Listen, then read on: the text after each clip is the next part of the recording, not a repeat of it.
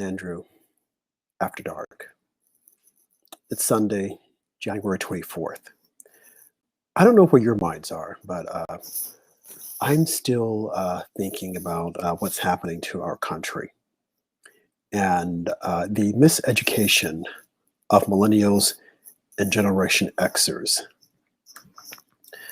There's a lot of misinformation that's going on. That's been going on for quite some time now. I want to say that it started back in the 80s, probably 70s. But it's in full throttle now because we have a lot of young people out in the workforce who think they know everything about everything and know nothing about anything. And that's what we're going to talk about tonight. My topic is the miseducation of millennials. And I'm sure that my host, a Small Town Andrew, and our guest will have their different stance on it. And I hope that you share this broadcast, this podcast, this stream, or whatever you want to call it, with your family members, with your loved ones, with your friends, or just to have an open dialogue, which is something that is not happening right now. If anything, they want to silence voices, they being the left. Anything that does not fit into their little cookie cutter that they've created, that they're constantly destroying and just making it up as they go along. But I would encourage you to not argue, but share this with them. Make them part of the conversation, something that we need to have. And no, we're not going to silence those dissenting voices. There might be some individuals coming on our feed and, attacking us and saying other things. We'll let them say it as long as they're respectful. Once they start getting loopy, we're going to cut them off because no one should have to endure that. So I really don't have an opening statement or dialogue that I would normally have because I just want to really just delve right into this conversation. So without further ado, I'm going to open up the screen and bring on my host, a Small Town Andrew. How's it going? BB Diamond. Hello, everyone. And our resident poet, Ray. Ray, how's it going? Good, Rob. Glad to be here as usual. Thank you. Oh, you guys are loud and clear. I like it. You're perfectly, the pitch is perfect. So, guys, I usually have like an opening statement, dialogue, or whatever you want to call it. Just thoughts that are coming through my mind. But this time I wanted to bring you guys in on it because I was watching a news clip today that I think Heather just joined us also. I was watching, hi Heather, we're on live. We just decided to go right into it. But I was watching a news clip today and it was on, I think this week with George Stephanopoulos or whatever he calls himself. And I was listening to him talk to Rand Paul and he was trying to get him to admit that the whole election thing, people saying it was stolen, was false. And I don't know about you guys, but as of lately, it seems that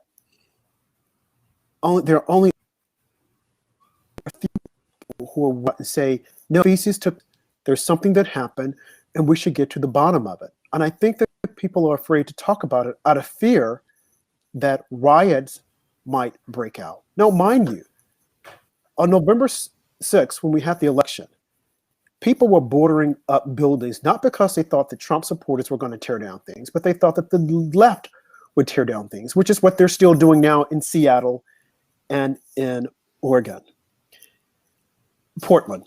And I know that a lot of people are saying, guys, get over it, move on. But it's more than just getting over it and moving on, because you have 74 million people, 75 plus million people who feel as if though their voices were just completely silenced, and now they're being told that we need to deprogram you. No, let this sink in. This is America. And because we don't have groupthink, some are saying they need to be deprogrammed. They need to get over it. Whereas in 2016, every waking minute, every waking moment, the media was saying that that Russia helped Trump win the election. It was completely unfounded. To this day, it was unfounded. They did investigation after investigation. People who were put in jail, they were not put in jail because of Russia. They were put in jail for other things that they had done. Classified information has been declassified. It is out there in public domain. But the media refuses to talk about it because they want people to continue to think that Russia interfered with the election. The other day, Hillary Clinton had a podcast, and she alluded to, I wonder if President Trump was talking to Putin when the knuckleheads stormed the Capitol. Continue to further that disbelief. And if you were to go out and ask any millennial or Generation Xer, they would tell you, without pausing, that Trump colluded with the Russians. They would have no facts, nothing to prove it, but they would just say, oh no, he colluded. Well, how do you know? Well, because they're friends. No, give me concrete evidence. We want to know. Well, because he was impeached. No, he wasn't impeached because of that. Well, because he had trials. No, I want to know why. How did he collude? Tell me. They can't tell you. Why? Because the media has just whitewashed it all, and they just keep that narrative that he colluded. This is extremely dangerous. And it is dangerous because you don't have the information out there in public domain from the media so that people can know this did not happen. I blame the right also because they're not standing up. And I know that a lot of people are saying, turn the page, we're tired of this. No, we can't, because it goes beyond that. If misinformation is out there in public domain and it is not corrected, it will go down in history and people will continue to believe it. Just like the whole thing with racism.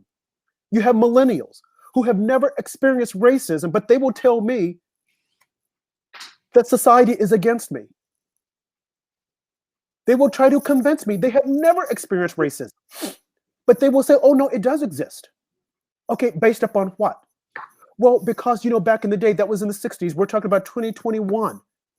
They don't know, but they're being miseducated into thinking that society is bad. Yes, there are a few bad apples. Okay, you have that everywhere. You have that in schools. You have that in corporate America. You have it in ball games. But to say the whole lot, this is a racist society and we're racist people. Okay, if we are, who controls the media? Who controls Hollywood? Who controls the advertisement? Liberals. So they are the racist. You need to get to them and tell them to clean up their acts. But no one is having that conversation. And it is extremely dangerous. Please hear me loud and clear. Racism does exist. But to the extent that the media and the current administration is saying that it exists is false. It is a false narrative. Identity politics, all of this stuff. We have the first vice president female. No, you can't say that because the left doesn't consider gender. They don't look at gender. So what is she? She's just an it? You see the contradictions that are there, but no one calls it out. Title IX, you have boys playing in women's sports. There's a war on women by the right. No, it's by the left, but no one calls it out.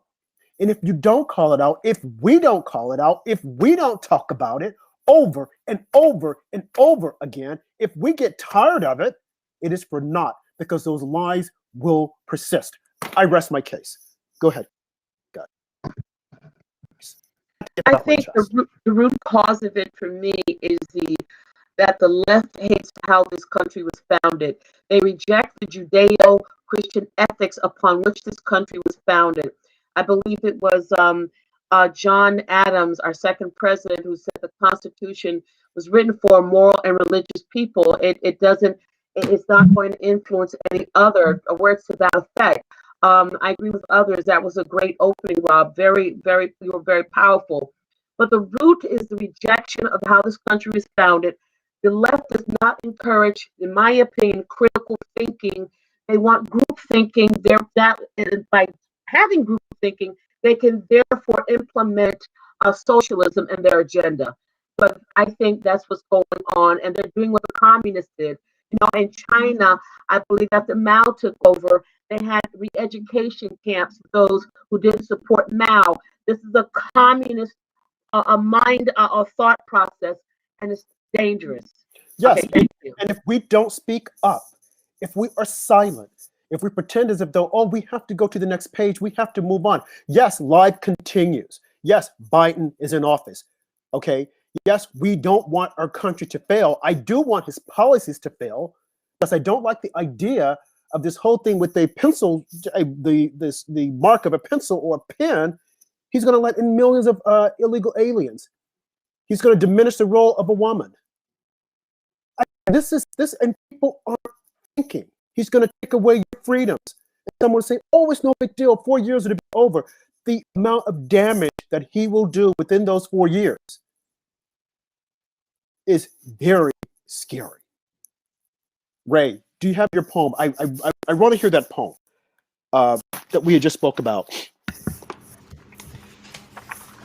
Slip sliding away. Slip sliding away. Yes, please. Okay, I wrote this poem, just a little background, looks like 3.5 years ago. So it was really in my very first book, first year. And really what we're talking about is the influence on children. Here it is. It's called Slip Sliding Away. It's slipping away in front of our eyes, the end of free speech. So don't act surprised. Inside of a child, we thought tolerance lives. Instead, it's gone wild. We thought American campuses were places to learn, explore one's future career, not set fires to burn. We cannot sit idly. It's no time to hush. Put hands in our pockets and say, "What's the rush?" Don't wear your red hat. Don't show your true face. The wave that's forthcoming, no greater disgrace. Instead, we take shelter. We're lying in wait. Better grab constitutions before it's too late. The elders got wiser while the young'uns got dumb. We softened their instincts. They avoided our thumb. So now we behold the generation called Z, while the boomers are vanishing like you and like me. What kind of legacy? What have we left? Just a slippery slope and a freedomly theft. Thank you. Thank you. So timely and so spot on. Does anyone else care to jump in and give their thoughts on what I've just lamented? My lamentations for tonight, because I think that I'm an optimist. I want this country will succeed. There will be some pitfalls and some valleys. We will crawl out. But I don't think that we can be silent and pretend as if though this is not happening, because it is happening. And you look around you and you see what happened to other countries when they chose not to say anything. I am not saying to storm the Capitol and destroy things. I'm not saying behave like cowman, call them cowman with horns, who said, "Oh no, we did this on our own." Now that he sees that, "Oh, I might be looking at time. Okay, now I'm going to turn on the president. And I'm going to say he made me do it." He is not a patriot. Okay, the guy is not a patriot. Okay, he should go to jail. They should throw him under jail. Okay, he is not a patriot at all. Of course, the media will go to him. He will probably end up on CNN, denigrating the president, saying, "Oh yeah, he told us to do it because he wants a deal." Okay, that's what his attorney is telling him. Turn on the president. This is the right time to do it. Everyone else got his cabinet members here because they want to get a job. So of course, Calvin is going to do the same thing. But he is not a patriot. A patriot would say, "No, I did this on my own." But that guy is not a patriot. Guys, jump in. I'm fired up tonight. Yeah, I think that's right, Robin. I think it's very clear that President Trump did not imagine that this would happen. Nor did Rudy Giuliani. I mean, to me, it's very clear. I think there were 600 rallies during the Trump years, if you include the campaign. Never did anything remotely like this ever happen. We can get into the whys and speculate as to why this time something took an awful turn. But I think because in general, conservatives and Trump supporters are law-abiding people, my take is that, that's why the president did not anticipate such a turn, nor did the Capitol Police. Obviously, they were completely unprepared, and nobody thought this would happen. And why would Trump ever intentionally incite violence? It certainly doesn't help his case, and he and Rudy Giuliani are smart enough men to know that. So from a purely logical standpoint, if you back up and consider it, to me, the only logical supposition is that they were as surprised as everybody else that it took a bad turn into mob violence, which was ugly.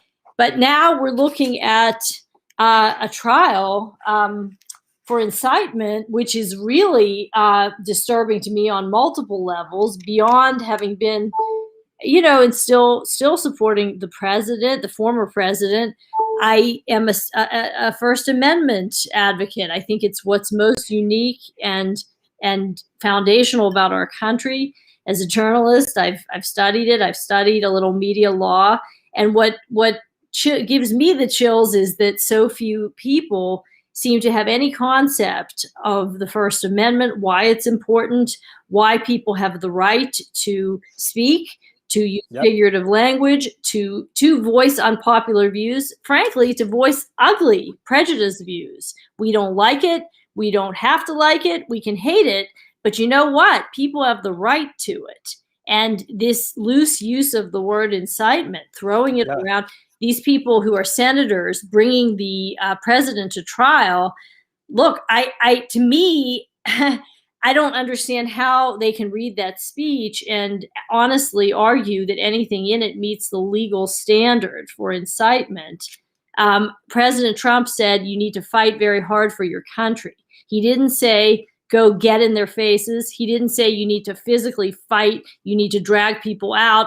You need to, barge in. You need to, God forbid, kill. I mean, he didn't say that. And how many times all summer did we hear fight for justice? Exactly. Where's the, who else gets to be put on trial for incitement? Maybe we should look back at all the editorials that were written and the people who went on CNN and said, these are fighters for justice. And, what I think it was Kamala Harris, our vice president, at one point said these demonstrations are going to go on and they should go on. All summer long, something like that. I'm paraphrasing. Is that incitement? Where are we going to stop? And then what happens to our country? What if a writer writes something and somebody takes it the wrong way? And they, God forbid, go out and kill somebody. Now we're going to put writers on trial. Are we going to have blasphemy trials?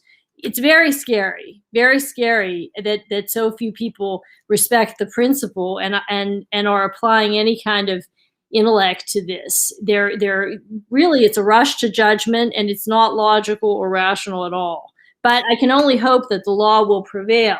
And when this comes to trial, people will learn that figurative language is not the same thing. And just because as actually instructing someone to go commit murder, and just because you don't like somebody doesn't mean you get to put them on trial for their words. But I guess, I guess a trial is one thing, a conviction is another, and we'll see what happens. But Andrea, just looking at your comments, I mean, it's unconstitutional. The whole premises is unconstitutional. And for Mitch McConnell to say, well, we're going to give the president, as soon as they should say, we're not going to hear this, it's unconstitutional. Go down that slope. Full stop. He's out of office. Why are they trying to continue this? Right. I don't know. I think Mitch McConnell might be trying to use this impeachment vote and what he decides is leverage to the Democrats and what they do in the future, like the filibuster, for example. McConnell might try and get in their good gracious and agree to impeach President Trump through the Senate. But I don't see much coming of it after that. So he's going to use that, and they'll say, okay, we won't, if you let us go ahead and have the trial, we won't blow up the filibuster. Bull! You can't trust those guys. I mean, is he insane? Has he lost his marbles? I know he's getting up there in age, but they're going to do what they want to do, which is what they have always done. Republicans have got to grow two pairs. I mean, this is ridiculous when they keep talking about it. And again, the media, if the tables were turned, they would come out and give you history, give you citations and everything else saying this is unconstitutional. It cannot happen. but they're making it seem as if though, oh no, we can do this, we can do it. And of course, as you said, Heather, a lot of people don't know the Constitution. They're just walking lock and step. Oh yeah, that's right, we're going to impeach him. It's unconstitutional. Where is the media to hold them accountable? Where is the media to say, folks, they can say that, it doesn't make it right, because you can't impeach a president once he's out of office. They can try to do it. It's unknown territory, but it makes no sense. It's unconstitutional. You guys are constantly talking about the Constitution, but the media will not do it. You know why? Because they have a dog in this. It's all about embarrassing the president. They want to cripple him. They want him out completely.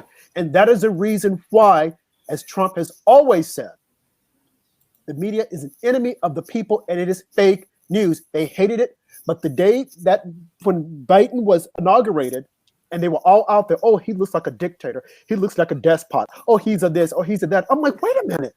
This is the United States of America. He bested you guys in every sense. And now you're mad. And now because you know he can't say anything to contradict us because he's not on social media, thanks to big tech, which needs to be just completely broken down, we're going to take all these jabs at him. And of course, as I said, the miseducation of millennials who don't think for themselves, some of them, they'll sit there, oh yeah, that's right, because CNN said so, because MSNBC says so, and even Fox News. And look at Shepard Smith, he's talking now like a canary. Oh, please, his ratings will go on in the dumps, and they're in the dumps on CNBC. So we're going to take these guys' words for it? Are you serious? Look at the constitutional scholars whom they're trying to Dershowitz, they're trying to dirty his name up. They don't want anyone to represent the president. Well, he doesn't need anyone because it's unconstitutional. It's unconstitutional. Ben Sasse, please go away. Mitt Romney, go away. Liz Cheney, go away. All of these senators that are there thinking, oh yeah, we're going to do this and we're going to give the president this amount of time and we're going to do this. I'm like, are you for real? What they should be saying is, we're going to turn this out because it's unconstitutional. There's no constitution behind it. It's unconstitutional. You cannot do it. Go ahead, guys. I had heard something, because John Roberts, he presided over the first impeachment, correct? Yes. And I had heard that he's refused to preside over this one because an impeachment is for a president, not a private citizen. Right. Is that true?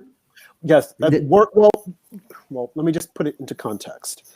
Okay. You have a lot of media outlets that are saying this. You don't know who to believe because you know that they will lie. Look at the New York Times. They're reporting now that the president was trying to get a new attorney general to fire the secretaries of state in these different places, according to the New York Times. I don't know if it did, if it did it. Maybe the president had a moment where, because, he talks out loud.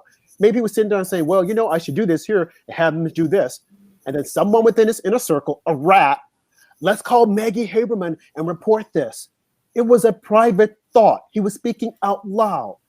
It wasn't that he was going to do it. And when the president does say what he's going to do, they won't report on it. When he said, I'm going to bring down unemployment, they wouldn't report on that. Oh, it can't happen. Operation Warp Speed. Oh, it can't happen. But then when he's speaking out loud, oh, no, he said that. John Roberts. The thought is he's saying, well, you can't impeach a private citizen. So he's saying, well, I don't want to have anything to do with this. So they're saying, well, Kamala Harris, maybe she'll preside over it. Talk about partisanship. I mean, you see these guys they'll just do whatever making it they up. have to. I think And the media won't hold them accountable. Go ahead, DB. Sorry. I think what we're living through right now is what George Orwell wrote his great novel, 1984. Yes. Up is down, down is up. They are pushing through lies. They're using the media, celebrities, and others to push a lie. The media I don't know what happened to the American media, quite frankly. Yeah. There's no interest in why did 6 swing states all of a sudden stop counting on November 3rd? Even if you don't like Trump, you hate the man, aren't you the least bit curious? They're pushing lies. The first impeachment was based on lies. They tried to convict Trump, former President Trump, for what Joe Biden did, and it's on tape. And the second one is even more ridiculous. saying that he lied about voter fraud and that he incited violence at the Capitol. If you read the transcript, it's simple. You don't need a journalism degree. You just simply read it. You don't need a law degree. Here are the words stormed the Capitol. He said basically, I think I'm quoting it pretty closely, we're going to march peacefully and patriotically to the Capitol, right? With regard to voter fraud, did Rudy Giuliani pay all these average people to lie about voter fraud in these swing states? Come on, guys. This is ridiculous. For Mitch McConnell to get on the Senate floor and say that voter fraud in essence was a lie. That's not true. We saw the people. I saw the testimony. We have videotape in Georgia that they told everyone the voting stopped. They pulled out suitcases and start running through those ballots of Dominion machines. We have evidence. You even have a truck driver, I may have said this before, from the Postal Service, driving ballots from New York to Pennsylvania. That's illegal. These people put their careers and lives on the line. Some of them have now been fired in Georgia for speaking out about election fraud. Come on. I mean, this is ridiculous. They're trying to act like we're crazy ones. Like we shouldn't believe what our eyes are seeing. Believe them. It's like an echo chamber. We're going to silence you if you don't agree with us. We're going to just keep surrounding you and pounding with the fact that there was no election fraud. We saw it right before our eyes. The second impeachment is a trace. They're trying to strip this man of dignity. This Cheney was rightfully censored, and the other 9 Republicans should be censored as well. This is crazy. Well, they also said that McConnell was censored back in Kentucky, and rightfully so. I mean, but baby, you make a very valid point that they want us to sit back and say, no, it didn't happen, although we saw it with our very own eyes. You had people coming out under sworn affidavit saying, yes, this is what happened. All you have to do is just investigate. Where's the curiosity on behalf of the media? As opposed to them just saying, shut up, you're crazy, you need to be deprogrammed. Deprogrammed? Are you serious? Just imagine if Trump had said in 2016, these guys need to be deprogrammed because I won this election and they keep saying that I did it. He's Hitler. But for these guys, they control the narrative. They preached Russia collusion for 4 long years. And now this whole thing with insurrection. Now, I don't know if it was, as what's his name, Chuck Schumer, an erection or insurrection. He can't get it straight, you know. And mind you this, NBC has gone in and they have like doctored the tape to move that out of there. It's like, are you serious? These people are so corrupt and it's so dangerous because it goes back to, as I said from the beginning, the miseducation of millennials, of our children who are sitting here looking at this. I was watching TV today with my 2 nephews. And every other program on Nickelodeon and the Disney had to do with, I'm being mistreated and I feel like I'm ugly and there's racism and there's this. And I'm thinking, are you serious? If anything, it does not exist in those at that grade level. But they're talking about it so passionately. It's like, oh yeah, and I'm led to believe that I'm less of a person and I'm this and I'm that. It's like, well, then tell the freaking liberal media to stop running these negative images. I'm like, this is insane. I turn the channel. I'm like, I don't want to see these kids thinking that they're less of a human being. We are Americans, okay? First and foremost. Yes, I see your white skin. Yes, I see your black skin. Yes, I see your purple skin, your yellow skin, your red skin, whatever. But we're Americans. But they keep pushing this narrative day in and day out. They'll never get to the bottom of it because it gets your attention. So you have these kids that are out there thinking, this person is a racist. This person doesn't like me. And we need to shut them down. We need to close them up. So now you have this lady, Nicole Hannah-Jones, who's created the 1619 Project. So who gave her the authority that she can just rewrite history and then we should all say, oh, wow, this is great. Let's put this in the school curriculum. Are you serious? It's like, folks, wake up. This summer, they could have cared less about the Capitol. Now they're all grieving over the Capitol. This summer, they could have cared less about the Star Spangled Banner. And now they're saying, oh my God, Lady Gaga just blew it through the roof. They could have cared less about the Pledge of Allegiance. or the American flag. And now all at once, they're loyalists. It's like, what happened? What happened over the summer? What happened during the spring? When you guys were just stepping on everything that made our country great. And I guess the folks in Seattle and Portland haven't gotten the menu or the memo because they're still protesting. Who knows what they're protesting about? Yeah, they punched the mayor of Portland in the face a couple weeks ago. And that story got very little play in the media. Right. Because Ted Wheeler, the mayor of Portland, has been very liberal and soft on them and sympathetic to them. And a bunch of them accosted him while he was eating out somewhere and started screaming at him. And one of them hauled off and punched him. So, yeah. You know, I mean, look, I was sorry to see it. I guess they're the Democrats' problem now because it doesn't look like they're satisfied. So yeah, they're not, and they're saying now they're burning down the Democrats. I think their campaign headquarters saying, you know, it's not about Biden. We want change. What change do you guys want? They don't know. They just enjoy being in the streets, tearing down stuff. Yeah, they're mob. You know, now they're a mob, and now they have a weak president to give a hard time to. I mean, I hope they don't. Don't get me wrong, but. Yeah, but Andrew, you have firsthand experience because you were in Portland earlier last year. You want to tell us about it? Yeah, when I was in Portland, they actually had a block party outside of Ted Wheeler's apartment building with tons of other residents that live in the city. And it started off, they were like playing rock and roll music, like a live concert and all partying. But then they started breaking the windows and then harassing people that were walking into the apartment building. And then they started a fire in the lobby of the building until the police actually had to come and declare a riot and chase everyone out. But yeah, it's just crazy what Ted Wheeler has been putting up with in that city for what, like 8 months now.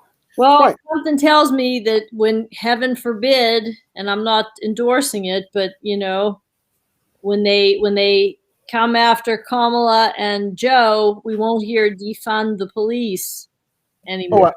Well, absolutely not. I mean, just look at what's happening now with the National Guard being at the White House. And again, this is something else that if you're not tuned in, if you're not listening, if you're not watching, you'll forget all about it. Remember when Tom Cotton penned that article for, I think it was the Wall Street Journal, saying how they should use the National Guards to come out and protect these cities, and how they just like attacked the man. He should be fired. He should be kicked out of Congress. How dare he? This is not a military state, and blah, blah, blah, blah, blah, blah, blah, blah.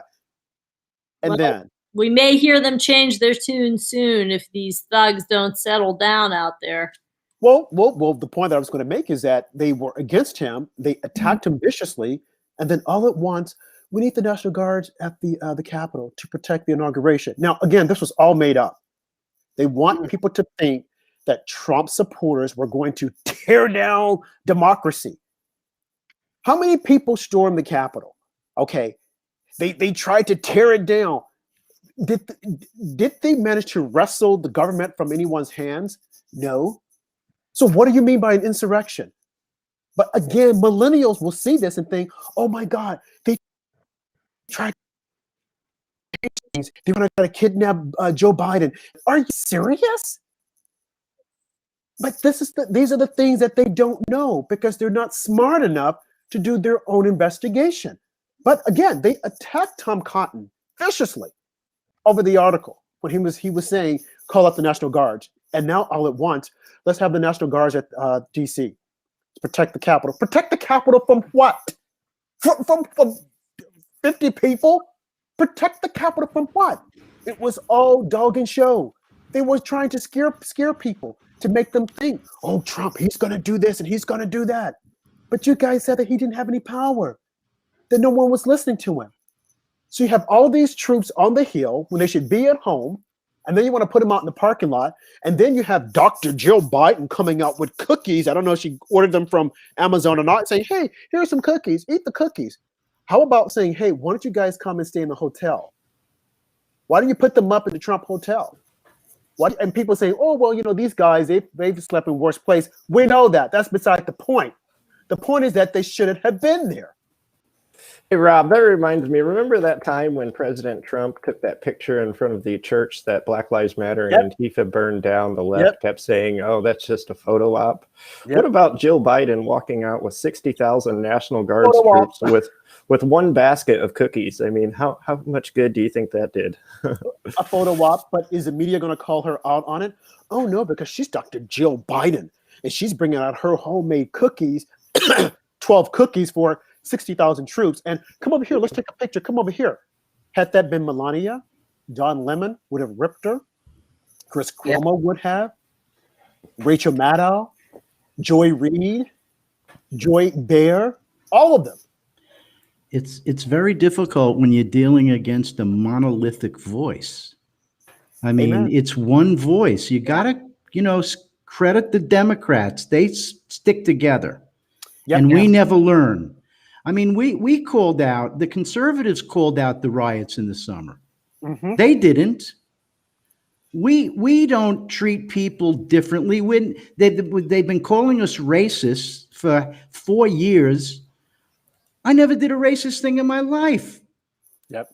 We talk, conservatives, we talk against racism. They're the ones that are talking racism, but it's all one voice that it's very hard, very difficult to fight against. I mean, that's what the Nazis did. We don't see the parallels. Yep. We are at a point, and I've said this before, that I felt that President Trump becoming president was just a bump in the road. Mm-hmm. That what we were going to be dealing with as soon as he was gone is the same things that we've been fighting against that put him there. Yeah. You could go down a laundry list, all the things that we fought very hard for before he was elected the first time, whether it was the influence of China, whether it was taxation, whether it was immigration, all those same issues we're faced with again. Yep. And if, but the Republicans are never together on it. They're always different voices, and, they're wishy-washy, and this is the result we get. And that is a reason why I want to talk about this every chance we get, because if it were the Democrats, they would talk about it. And they did for 4 long years, pushing a false narrative. And now that the truth has come out, they're trying to bury the truth. I just want to go over one more little thing here, because I was just thinking back to that little piece that George Stephanopoulos had with Rand Paul. And he kept saying, well, Attorney General Barr said that there was no fraud and there was no this. And I just want to call everyone's attention back to earlier this year when Barr had a conversation with Wolf Blitzer. And he plainly said, I think this was back in April, he said, no, he said, Wolf, you know that mail-in ballots is just ripe for voter fraud. It can't be trusted, and we're entering into unknown territories. He said that. Okay, now fast forward to the election. Before he even did an investigation, he said, well, no, there's no fraud. Now, I fault him for saying that, because a real attorney general would have said, let us look into this. He didn't even bother to look into it, picking up a phone call and saying, hey, you guys got any problems? No, boss, no problem. Okay, no problem. Again, had the tables been turned, media would have wrote him not going to investigate. And this goes back to what you were saying, Ray. They stick together. Republicans don't. And that's the reason why I will constantly talk about this and constantly call out the errors and the mistakes and the fraud. All that had to happen the day of the before they certified the votes was for Mike Pence just to say, send the votes back, let's just count them. They could have counted the votes, looked at it and said, okay, nope, good or no good.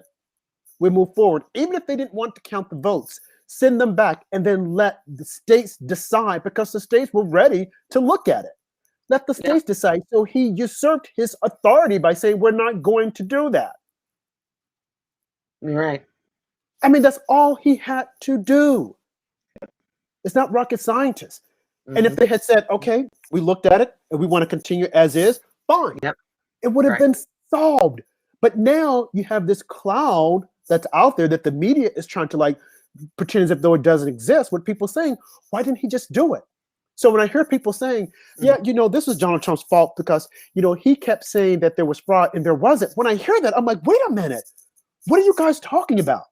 And Fox should be pushing back. Their journalists should push back and say, wait a minute. Okay, now we're not going to say there was. We're not going to say that there wasn't, because there wasn't a thorough investigation. As journalists, they should say, okay, this is what we heard. We saw people come on TV who did not know each other, and they all had the same story under sworn affidavits from Ohio, Pennsylvania, Georgia.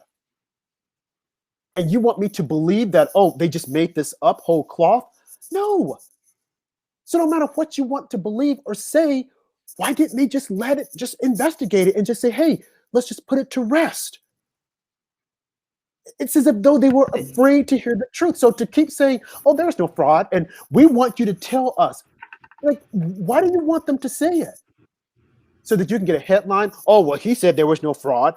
He said this. I will never say it, because I need to look at the information. I want an investigation to be done. They have the wherewithal to do the investigation. Why won't they do it? They ran taxpayer money up on this whole Russia collusion deal. And then going back to Joe Biden and him saying, well, maybe he should just come out and just tell them, forget about the impeachment. He's not going to do it because he's thinking about his son. As far as he can say, well, just let them do that. I don't want to have anything to do with it. And of course, the media they'll poo-poo all over it and they'll keep him from it. This impeachment, just like the one that took place last year around this time, is a farce. And they should all be vacated. All of them. Because they were done on a false pretense. The president made a call to the Ukrainians and said, hey, we would like you to look at this. How is that grounds for impeachment? And then the lady who came up and testified, Fiona Hill, that everyone is saying, she's so credible and she's so this, we now find out that she was working with Chris Steele. Why isn't that out there and more so in public domain? Why isn't the media talking about it, including Fox? Newsmax and One American News, they talk about it.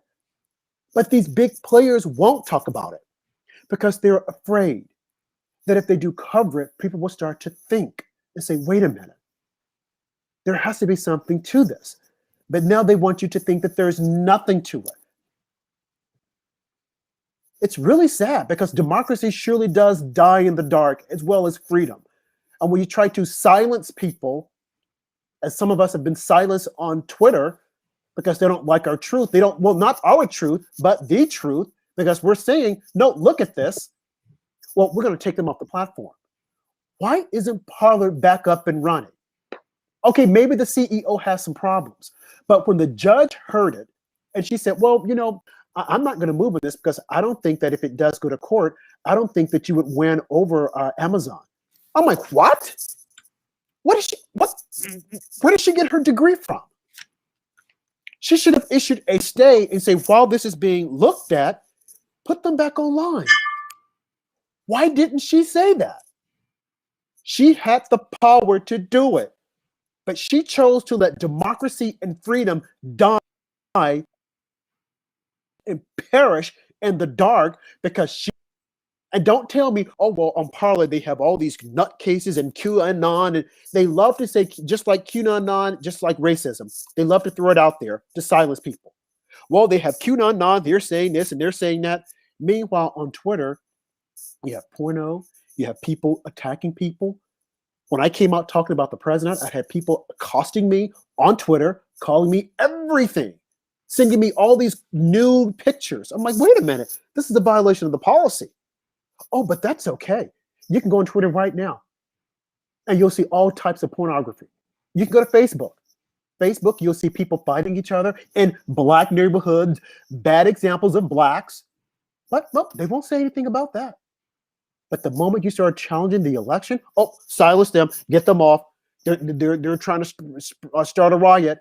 No, the riots were started this week, during the summer and the spring. And how were they able to start the riots that took place sporadically throughout the country? They used Facebook and Twitter as a source of communication. So I would say to that judge, you're not a judge. You're an activist. You are an activist because Parler should be up and running right now. And they should have attacked Twitter and said, Twitter, you might be a private company, but you're working on public domain. You can't just arbitrarily cut people off the same way we said that the president couldn't keep people from following him. You see what I'm talking about, folks, here? Remember when they said the president could not, what was it, to ban people from following him? Or to block people, that's what it is, to block people from following him? So why is it now you're allowing Twitter to function the way they're doing? Why is it now that judge has not said, no, Parler needs to be up right now? Now, I bet you this. Had this been a radical group that was suing, they would be up right now threatening to kill America. Just like they said, oh, we just took down the Sultan of Iran. We just took down his account. Oh, it'll probably come back up. Or he'll probably come up under another name saying death to America. And no, I don't trust Jack Dorsey for as far as I can throw him. And I could probably throw him because he's a little man. But still, I don't trust him. I don't trust he or his ethics. And a lot of these people are embedded in Biden's White House. So they're the ones pulling the shots, telling the judges, don't do this, don't do that. It's a sad day. And you know what? Millennials are clueless. There are a lot of people that are out there that are clueless as to what's happening. They're thinking, oh, we got rid of Trump. Oh, we got rid of him. Oh, just wait. A whirlwind is about to hit you dap smack in the face. Go ahead, guys. I just jump in very quick. I think there's a silver lining here. Okay. I agree with you, Rob, 100%. The only silver lining I see so far. I'm trying to stay positive, okay, but realistic. Very quickly, the silver lining is we now have the mayor of Chicago saying we need to open up. We have the mayor of Washington, D.C. Oh, we should have restaurant week. We have Governor Cuomo who wants to reopen New York. Now that Trump is out of office, and they're going to pull back, I would hope, the overreaction to COVID-19. Yes, COVID-19 is real. People do catch it. But the overreaction is ridiculous. I mean, people have lost jobs. Yes, I blame China, the Chinese Communist Party, not the Chinese people, for the release of the virus. But the Democrats exploited it to the point where millions were impacted. Depression, loss of jobs, small business under. That to me belongs at the feet of the Democratic Party. So now that Trump is out temporarily, in my opinion, for 4 years, they're going to now reopen. So that's the only silver lining I see at this point. And look at the death rates under Biden. Shame, shame, shame. Too many people are dying, Biden. What are you doing about it? You need to come on, buddy. Too many people are dying. Go ahead, Andrew. I think you're about to say something.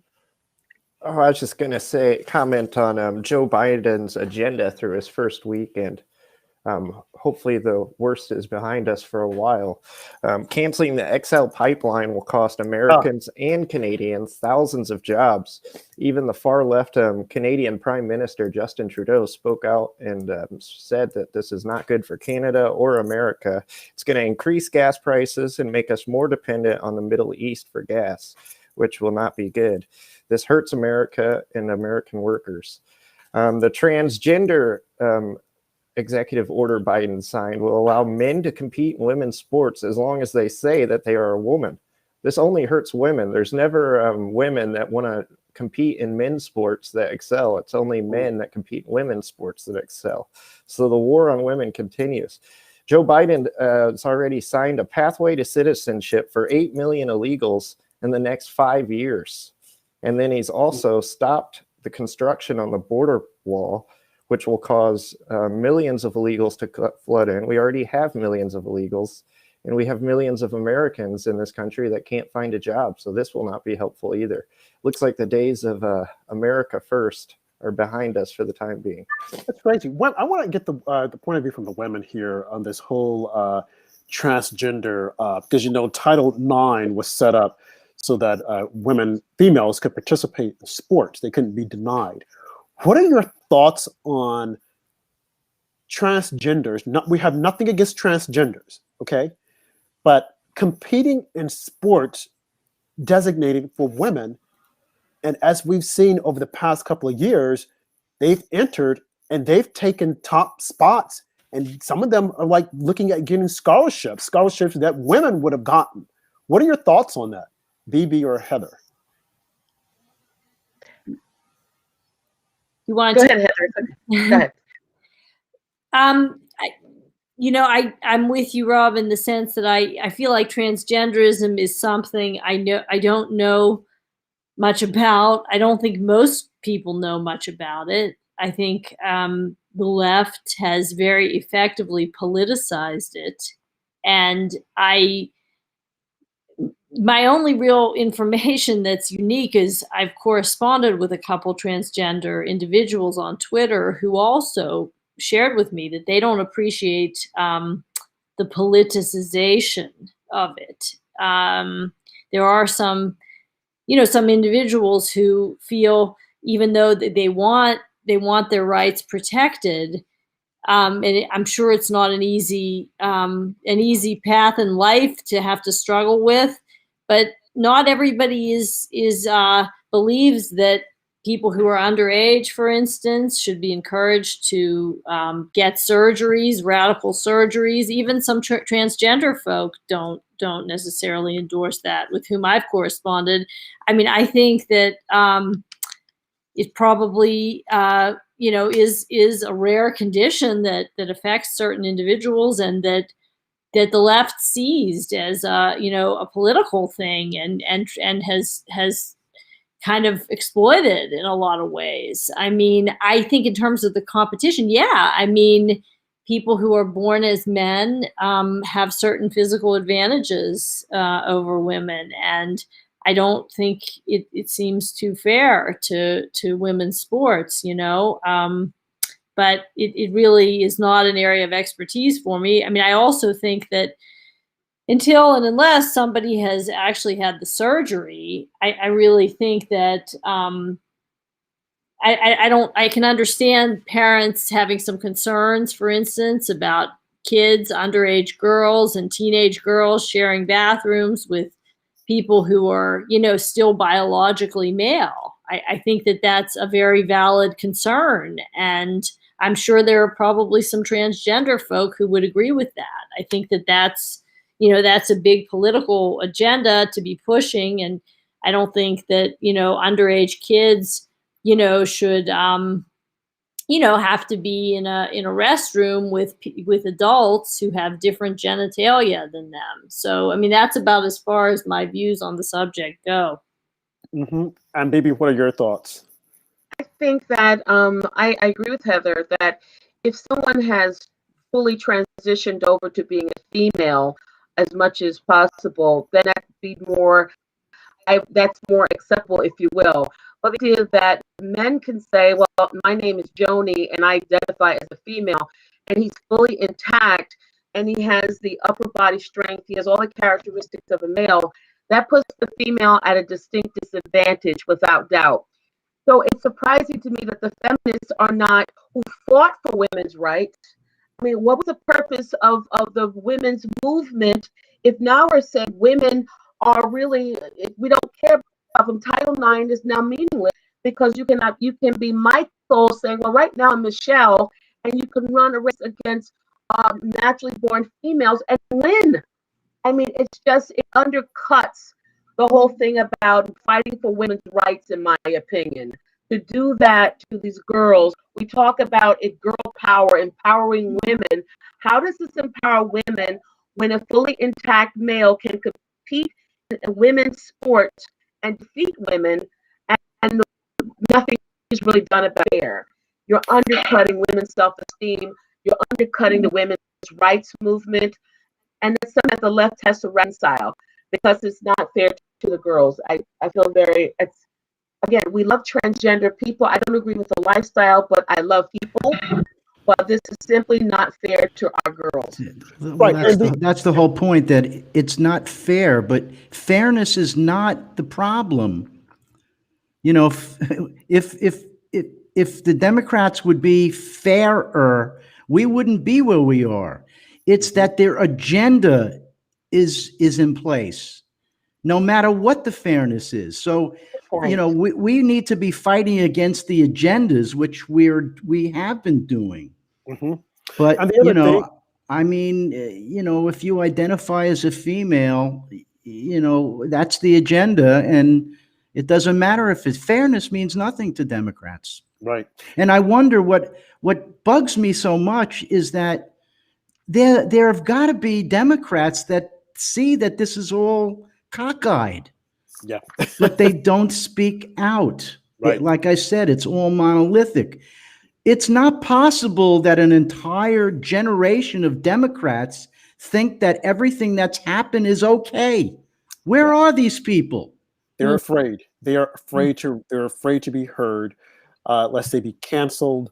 And like I said, the same thing with Republicans who are against it. Some of them, I wonder where was Tim Scott in this entire election fiasco. They're afraid that someone will attack them. Well, I'm sorry. I'm going to attack you because you have to stand for something or fall for anything. If your position in Congress is that thin that you feel that if I stand for right, they might kick me out, then you don't belong there. Okay, you're representing the wrong constituency. Because if you stand for right, they should be there with you. They might say, hey, we don't like it, but we know that you're standing for right. But I think that what we have is too many people who are all about the politics and I got to keep my power, so I'm not going to say anything. I'll speak on this because it's safe and I'm not going to speak on that. The same thing with Tom Cotton. I mean, during the election, he was lost. During the recount, we couldn't find him. And now that things have kind of quieted down, now he's coming back out. Well, no, Tom, I'm not going to forget about it. Now, I thank you and I appreciate a lot of the things that you said prior to the election, but you should have been saying those things throughout the election and even until now. That is a test and the show of a real man, a real person who's fighting for the people and not just picking and choosing. I look at Jim Jordan. That guy is on fire all the time. That's how you should be. Always on fire, standing up for what's right. You stand for something or you fall for anything. Now, going back to Title IX, I'm completely against it. I love transgenders. We welcome them. Okay, but what can happen is that you can't say, oh, I'm a girl today. And even if you go in and have the surgery, there's still a disadvantage. I don't care if you're taking hormone pills. Remember, what was the tennis player? They attacked her, Martina Navratilova. They attacked her because she said, I'm against it. I don't want them competing in our sports. And people attacked her. Yeah, she was pretty butch herself. Yeah, and they attacked her. I mean, because she recognizes that this just can't happen. But Democrats, they don't care. They're a genderless society. Well, they want to create a genderless society. So I don't know how they're recognizing Kamala as being the first female vice president. We can't see her gender. Although it's staring us in the eyes, we're not supposed to see it. These people are so full of contradictions that it's not even funny. And they will use that against you if you don't flip and flop with them. Like the whole pronouns. He, she, it, they, we should not be entertaining changing that. If we follow this, here's the thing I don't get. Following the science. And Democrats are so strong on following the science. Well, if you follow the science, it leads you to biology. Male, female, there's no in between. If you want to change that, you want to say you're something else, that's fine. It is male or female. But what they have done, they've been so clever and miseducating the millennials and getting them to believe that, oh, you can just decide any given day if you're a female or a male. No, if you pull your pants down, if you see a penis, you are a male. If you see a vagina, you're a female. You're welcome. But they're telling them, oh, no, don't believe that. Don't believe that science. So they want you to pick and choose the science. And if that is the case, now I'm going to really hit you guys on something now. And you don't have to agree with me. If that is the case, and if I can choose if I'm male or female, giving, how I feel on any given day, the way I feel, why is it that I can't wake up also and say, oh, today I am white? Good point. So they're deriding these people who are saying I'm black or I'm white. It's like, well, but wait. Why shouldn't they be able to do it? If I can wake up and say, oh, I'm a female today. Okay, everybody call me Roberta. I'm a female. Right. Now you say Rob, but you better call me Roberta. And if you call me Rob, I'm going to go to HR and I'm going to get you fired because that's what they want. And if they don't fire you, I'm going to say that they're against me also. So I'm going to be Roberta today, and you better call me that. If that is the case, when I wake up, I can say, I am white today, although you see black skin. Because remember, you're not supposed to see my skin color. I am white today. So I'm going to walk in as the white man, and I'm going to say, I want this and I want that. And you better not forget that I am a white man. And if you don't give me this or that, I'm going to sue you because you didn't give it to me, the white man. You see what I'm talking about? So some would say, oh, that's stupid. Yeah. Well, everything else that the Democrats do is stupid. But no one stops to think about it because they rush this stuff down the pipeline and they tell you, you better change, you better do this, and you better not say anything about it. Because if you do, you're in the outside and people are going to look at you crazy. And it's sad. Look at how they're trying to cancel people. We don't want you to have a book deal. We don't want you working. I'm like, folks, this is like Hitler. This is like Nazi Germany. Go ahead. But back to the original, thought about the misinformation to millennials. You have the peer pressure is unbelievable, and the peer shaming. God help you if you say something different on a college campus today. I mean, look at Harvard. The people want to take away the degrees from people who graduated from Harvard. Imagine the work that those people had to do in their field to get a degree from Harvard. Not to mention just getting accepted to Harvard. Yep. And the work that they went through now, just some people, a group of people can just say, oh, we're taking away their degrees. Like, who the heck are they? Yep. Are these? But this is allowable. It has to be. They're trying to take away the degrees of what? Political control? Trump administration, people that may have worked in Trump's administration. Yep. But that could be extended to anybody, Heather, couldn't it? If you have a different political view than the left, they'll take away your degree. Right. That's the beginning. You start with the degree and no one says anything. You start there. And then when someone does something else that you don't like, okay, we're going to take this away. We're going to take away your housing rights because we don't feel that you should live here. We're going to take away your job because we don't think you should work here because you have these views. See, it starts so small in something that's inconspicuous that people think, oh, it's no big deal. We can justify it. But then it starts to grow. And that is the thing that millennials are so unaware of. They talk about racism and how if we don't stop this, this is how it starts. It's like, but you idiots, what you're doing is what creates it when you start trying to silence a different view. When you start trying to cancel people because you don't like what they're saying. But for as long as, well, I don't like that color dress. And I find it offensive because it reminds me of racist. It's a racist dress or racist pants. But they don't see it because they're unable to think outside the box. Their thing is, I'm hurt because this person became the president and I wanted this person to become the president. Remember when Trump became the president and all these universities were giving people time off? Safe spaces. Safe space. I'm like, are you serious? You get your butt out there and go to school. You go to work. But they started this craziness and making it seem as if though it's acceptable and it's okay.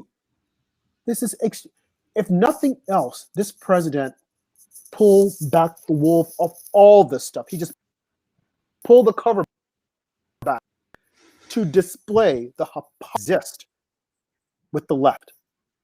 The hypocrisy, the identity politics, they're constantly changing this way, that way.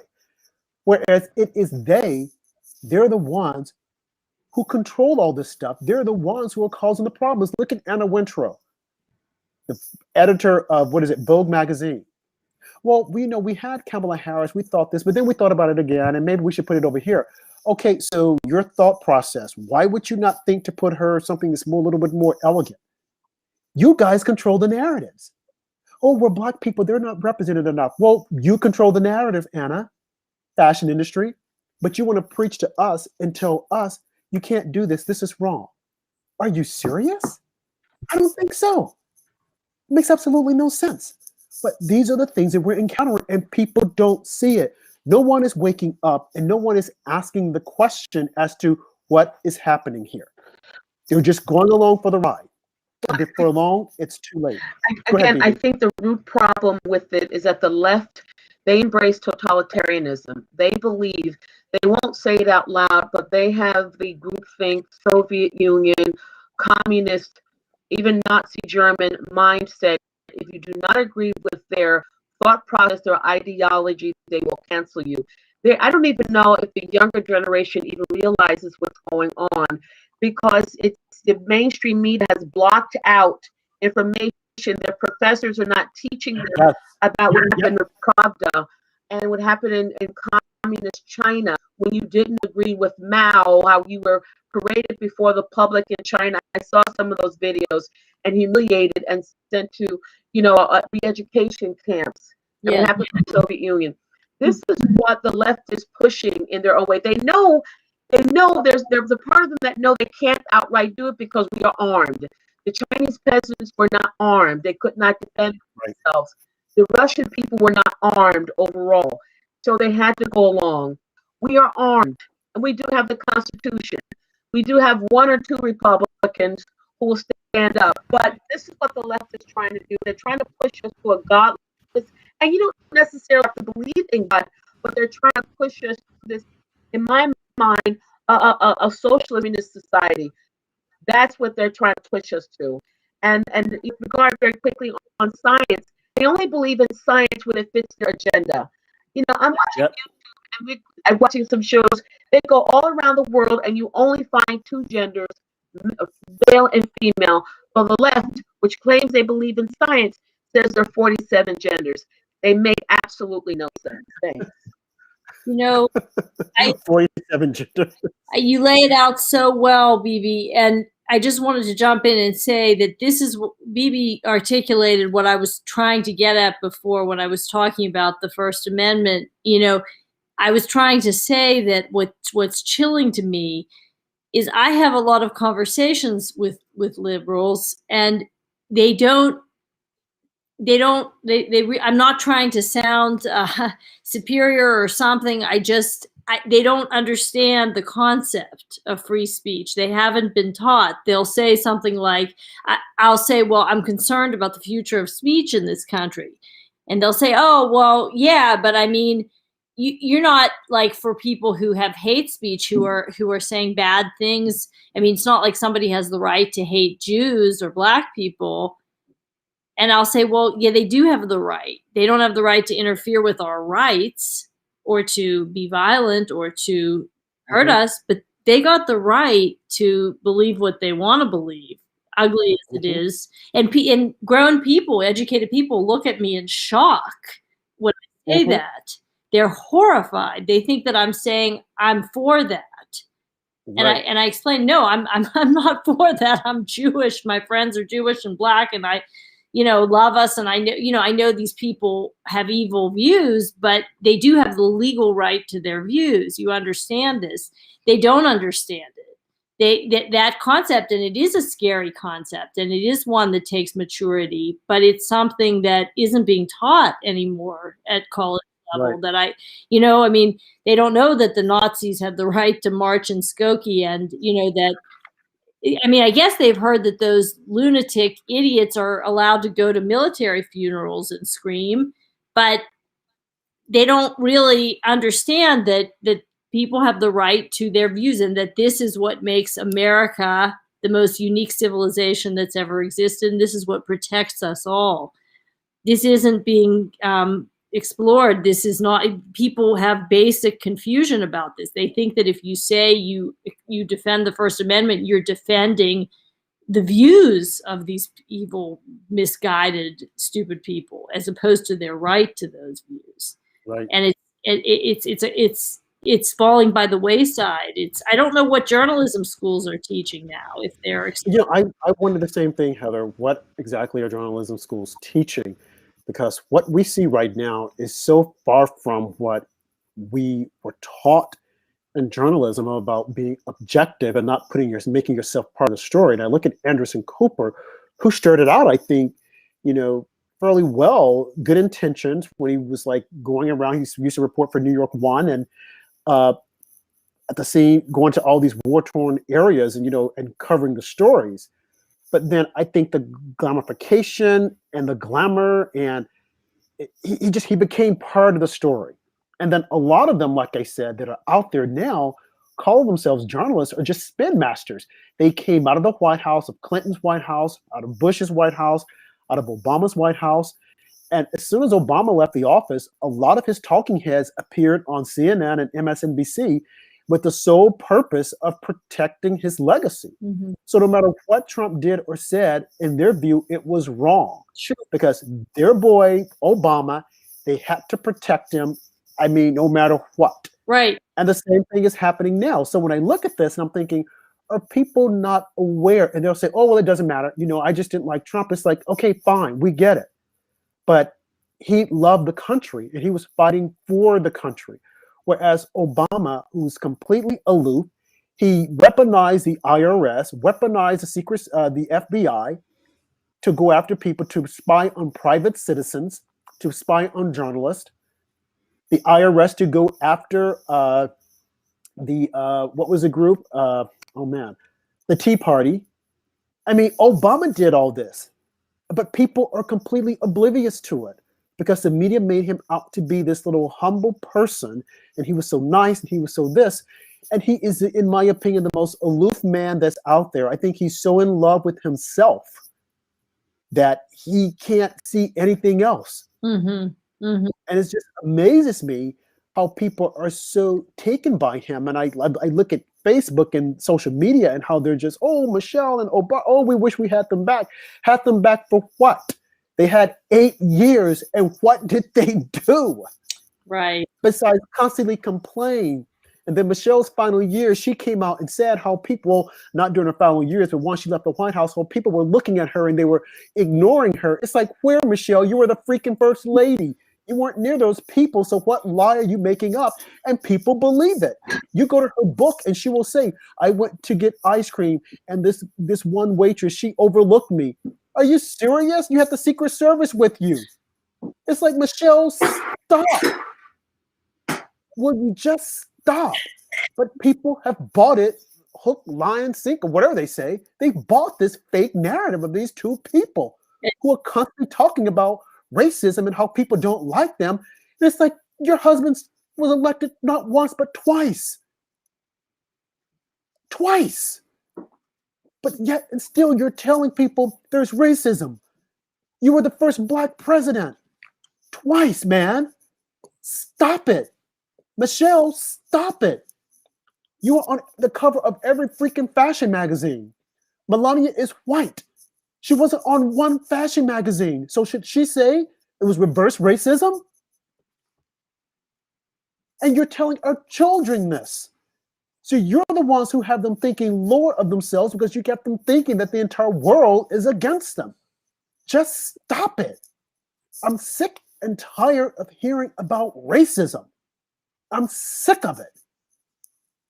We have got to move beyond it.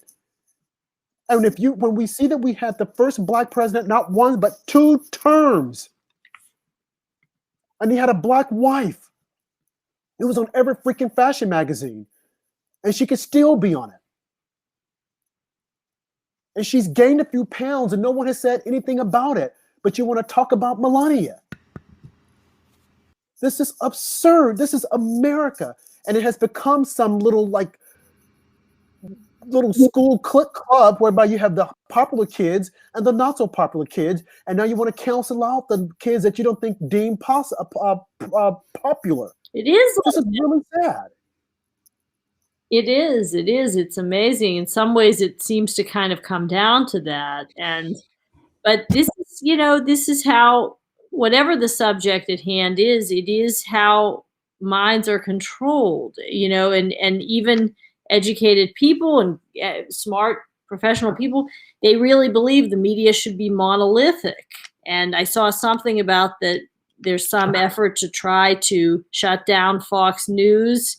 So, Yeah. I guess what I'm trying to say is that it's not even, it's the issue is larger than Trump.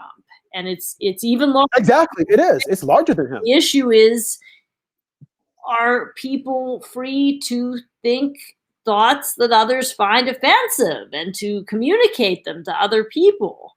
Or is there going to be one class of people that decides what is the truth and what are lies? Frankly, even if someone is telling lies, they have the right to tell lies. Right. I mean, unless you can demonstrate that a lie is malicious and has in some material, demonstrable way damaged you that you can prove, you know, you can't even, I mean, it's not illegal to tell a lie. I mean, I think that a lot of educated people don't know this anymore. You can't shut down networks and people and muzzle them.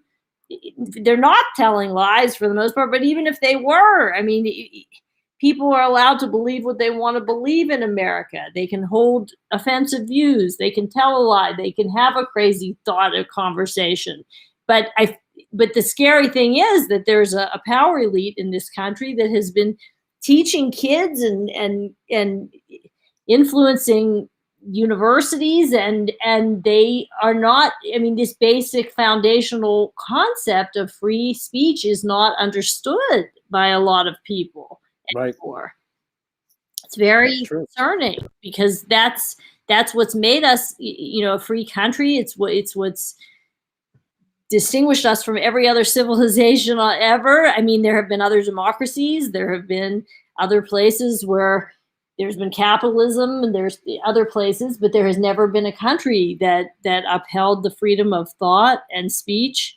And I see it being threatened. And I don't mean to sound hysterical. I realize we still have laws in the country. We still have courts, and a lot of them have become politicized, but not all of them have. So, you know, we can be thankful for that. I think that if, there are some courts that recognize the right to divergent thought and speech. And so the trouble is, I think that the left is going to try to do it. They can't do it legally, really, but at this point, but they're going to try it with, you know, the business end. Like when they get these boycotts of conservative media, that's how they've put some conservatives off the air, by urging people to boycott them, that kind of thing. And the advertisers get scared and they pull out. And yeah, which is wrong. Yeah, that's their tactic. So I'm concerned about it. I'm concerned for Fox News. I'm concerned that, not to say Fox is so perfect, but, you know, we need other sources than just this media that's an arm of the Democrats. Right. I think if Trump would have come back like he says, in another form, I see it in the line of media, because I believe you're right. There's not it's vanishing.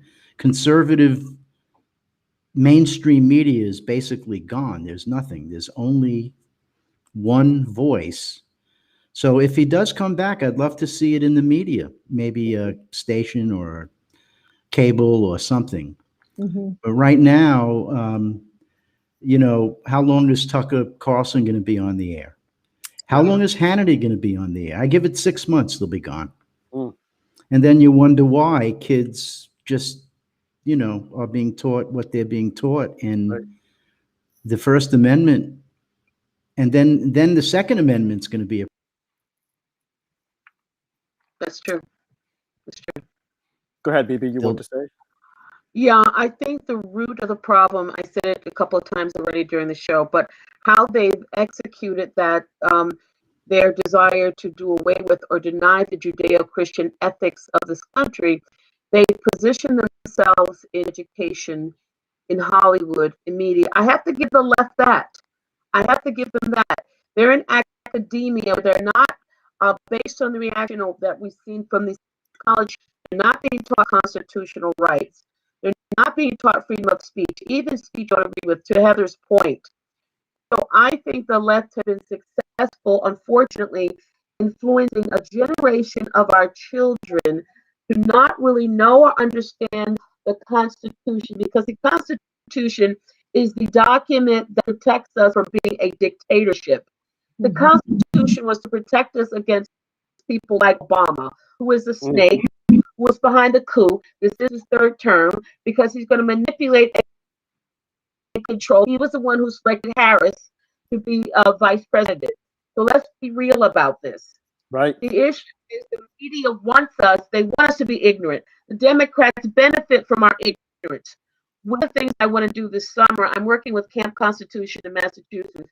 I want to hand out copies of the Constitution in places like Harlem and Brooklyn and the Bronx, because I know a lot of African Americans are not even aware of the Constitution, of the constitutional rights, and they're relying on the media, and the media is purposely not giving you that information. They're not giving you, or they're omitting information because they know so many of us are ignorant. That Constitution is the one thing that really made this an exceptional nation.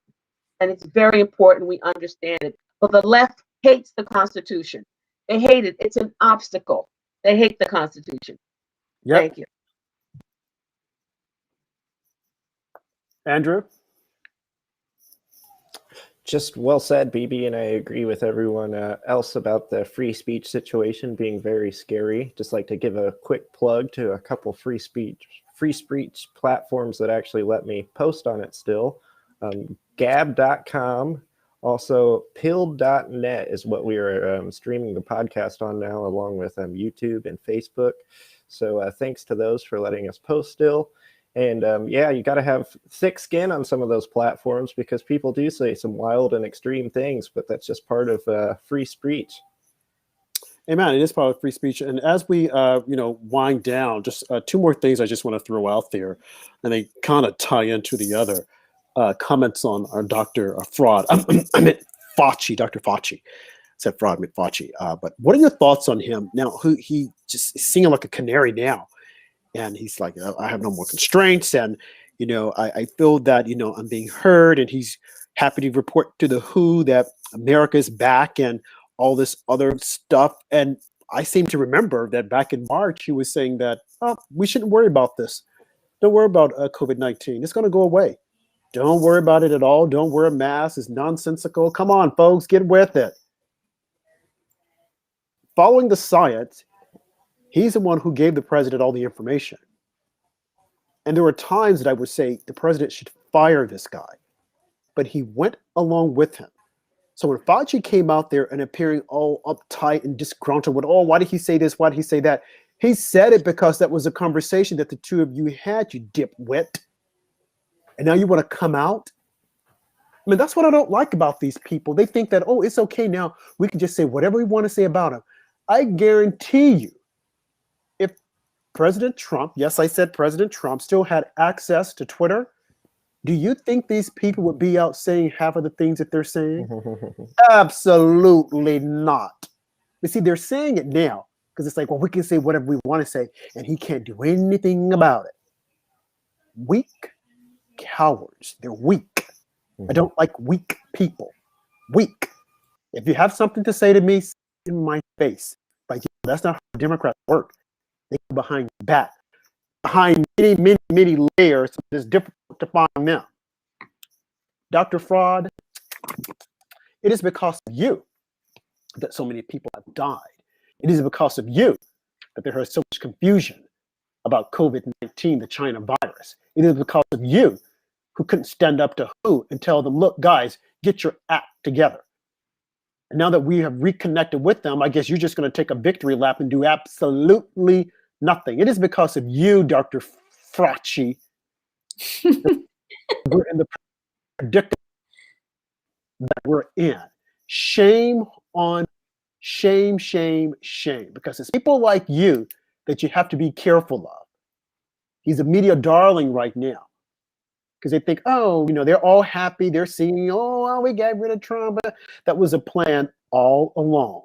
And now they're scared of him, and they want to try to stop him by any means necessary, but we don't want him to run again. The guy is a pathetic little man, and it's really shameful. He's on every talk show now just talking and singing and yucking it up. No, I don't buy that. I'm not down with that at all. Not at all. Because there were other doctors who said, no, you guys are doing a little bit too much.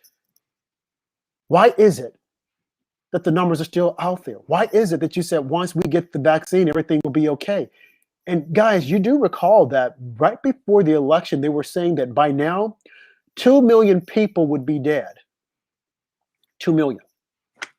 It hasn't happened. Of course, the numbers are high because at 400,000. But within that number, I'm sure that there are people who had it and probably died of something else. But of course, they're going to say died of COVID-19. We may never get to the bottom of this because, of course, we know the FBI is compromised. The higher ups are compromised. They're not going to tell us the truth. They're not going to investigate the real story because they want to protect the Democrats. This country needs a major overhaul in the educational system, the corporate system, just all over until we get it right. Those are my final thoughts, guys. No, you nailed it, Rob. You nailed it on the nailed it. You're completely right. I mean, we're in a bad place right now. I've purposely been avoiding the news because I don't want to hear all the negative thoughts and watching a lot of YouTube because we can't even trust the FBI. I just, we're in a bad place, but thank God it's only 4 years. And in 2022, we should retake the House because now we're aware of how they won the House in 2018. The ballot hardly other fraud and cheating. But let's pray for this nation. If you're a praying person, pray for this nation. I want Biden and Harris to succeed for the United States. I don't agree with their policies, but I want them to succeed because our enemies now know, particularly China, we're very vulnerable. Yeah. That's final thought for tonight. Please pray. Please ask the universe, God, to bless this nation because otherwise we're in trouble. Yeah, well said, BB. And one final thought is it's just not Dr. Fauci running his mouth now. Dr. Birx has made a appearance on all the talk shows bashing President Trump and the Trump administration, claiming that it was terrible working under President Trump. And she said that he showed all kinds of fake data charts that did not come from her.